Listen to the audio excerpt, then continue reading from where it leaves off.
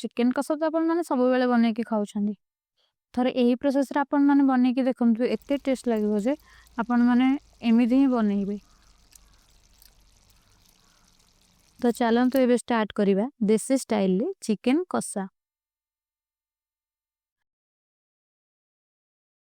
प्रथमे कड़े किसी सोरिष तेल नेबा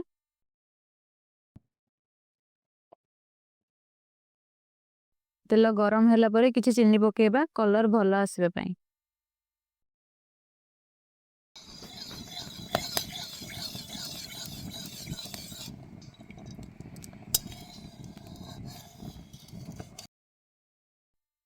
तापरे किसी आमे गोटा गरम मसला पकेबा। गरम मसला फ्राए हो जिबा परे काटिकी रखिदिबा पियाज पकेबा।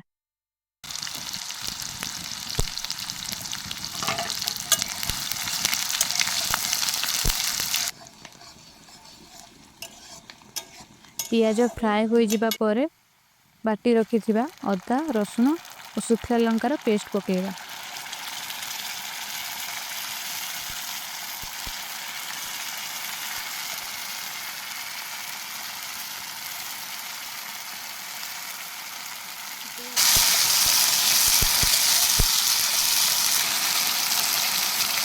यहाँ स्वाद अनुसार लुण हलदी काश्मीरी चिल्ली पकई मसला टी को भल भाव कषिबा।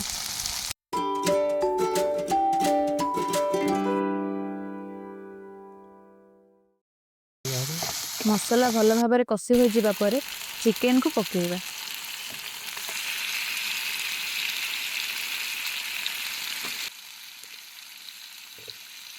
एवं चिकेन नु पानी बाहर पर्यंत यह को आम भल भाव कषिबा।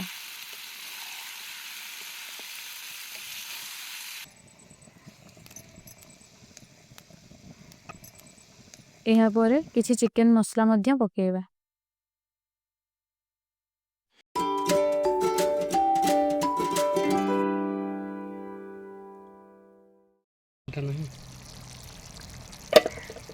चिकेन भल भाव कषि हो गला परे से आमे गरम मसला एवं काटी रखिथिबा किछि धनिया पत्र तापर पकेबा।